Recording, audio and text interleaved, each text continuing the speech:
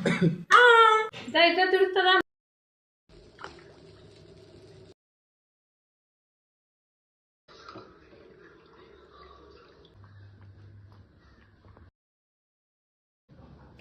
Sweet చేయడానికి పాలు, బెల్లం, బియ్యం అనే ఇంగ్రీడియంట్స్తో పాటు ఒక ప్రాసెస్ ఉంటుంది.